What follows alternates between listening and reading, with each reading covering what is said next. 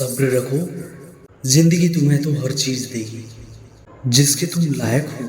नमस्कार दोस्तों, आपका स्वागत है आपके अपने चैनल अच्छे संस्कार पर। दोस्तों, आज हम जानने वाले हैं मकर राशि का मासिक राशिफल अक्टूबर माह 2024 का कैसा रहने वाला है। हम यह चंद्र राशि के आधार पर जानने वाले हैं। तो दोस्तों, स्वास्थ्य कैसा रहेगा और करियर आर्थिक स्थिति कैसी रहने वाली है इस महीने की, तो यह हम सब जानने वाले हैं। दोस्तों, बने रहिएगा लास्ट तक हमारे साथ वीडियो में। और अगर पहली बार आए हैं हमारे चैनल पर तो चैनल को सब्सक्राइब कर लें और वीडियो को लाइक करें। चलो वीडियो को शुरू करते हैं। दोस्तों, यह महीना स्वास्थ्य के दृष्टिकोण से ठीक ठाक रहने की संभावना है, फिर भी आपको थोड़ी सी सावधानी रखनी होगी। इस महीने आपके राशि स्वामी शनि महाराज दूसरे भाव में अपनी ही राशि में वक्री अवस्था में विराजमान रहेंगे।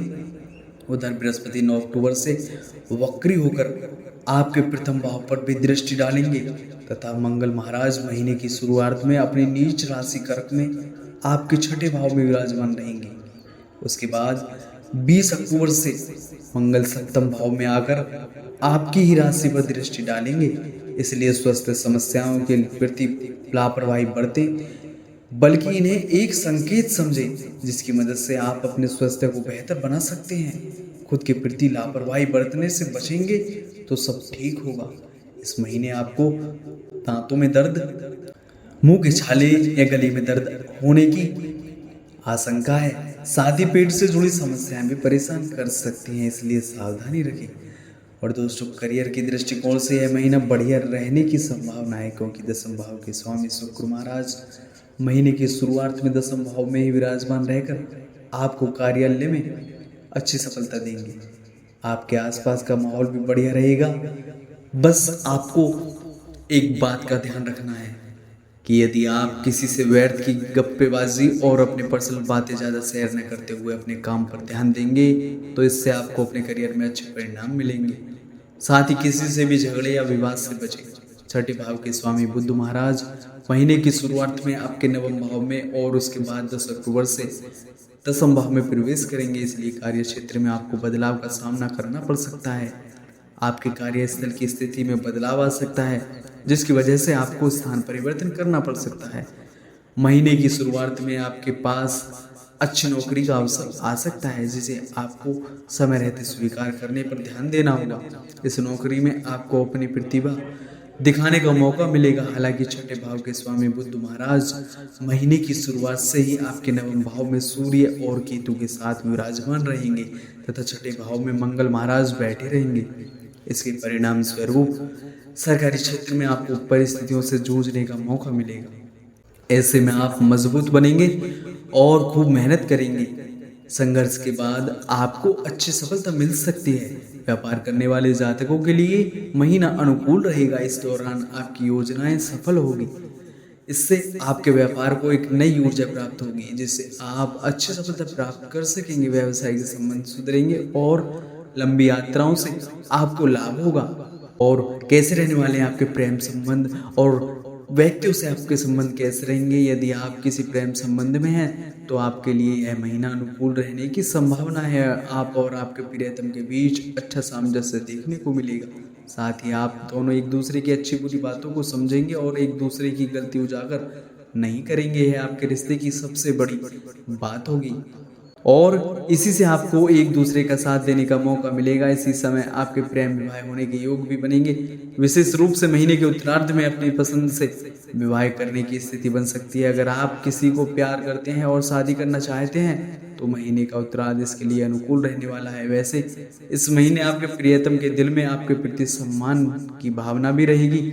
वह समय समय पर इसे दर्शाएंगे, जिससे आपको और भी अच्छा लगेगा और आपका विश्वास उन पर मजबूत होगा। विवाहित जातकों के लिए महीना अच्छा रहेगा और महीने की शुरुआत में आप अपने जीवन साथी के साथ किसी यात्रा पर जा सकते हैं।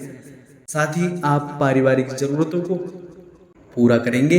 आपस में प्रेम बना रहेगा और आपसे संबंध बेहतर होंगे, जिससे यह महीना आपको खुशी देगा। परिवार में संतान के जन्म होने जैसे खुशी के समाचार मिल सकते हैं। लेकिन 20 अक्टूबर से मंगल आपके सप्तम भाव में प्रवेश करेंगे, तब से आगे का समय कुछ चुनौतीपूर्ण रहेगा। इससे परिणाम स्वरूप आपस में तनाव बढ़ सकता है और फिजूल की लड़ाई हो सकती है। इसलिए आपको थोड़ी सी सावधानी जरूर रखनी होगी। इस महीने के उत्तरार्ध में आप अपने जीवन साथी के साथ कहीं घूमने जा सकते हैं, जिससे एक दूसरे से ज़्यादा बेहतर तरीके से समझने का मौका मिलेगा और आपका रिश्ता परिपक्व होगा। सलाह है आपको प्रतिदिन महाराज दशरथ कृत नील शनि स्रोत का पाठ करना चाहिए। श्री गणेश को दुर्वार को अर्पित करें। संभव हो तो श्री गणेश चतुर्थी की व्रत रखें। कठिन समस्याओं से बचने के लिए श्री राम रक्षा स्रोत का पाठ करना भी लाभदायक हो रहेगा।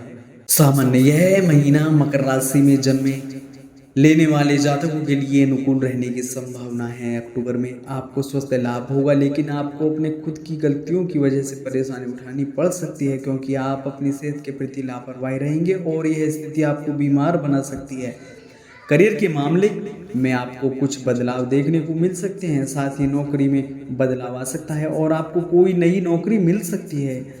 और यदि आपकी आर्थिक स्थिति को देखा जाए तो यह महीना ठीक ठाक रहने की संभावना है। इस समय मंगल महाराज छठे भाव में बैठकर द्वादश भाव को देखेंगे, जिससे खर्चों में कटौती करने के योग बनेंगे और यह आपकी मदद करेंगे। हालांकि आपको धन प्राप्ति के अच्छे अवसर प्राप्त हो सकते हैं, विशेष रूप से 13 अक्टूबर से जब शुक्र आपके एकादश भाव में प्रवेश करेंगे।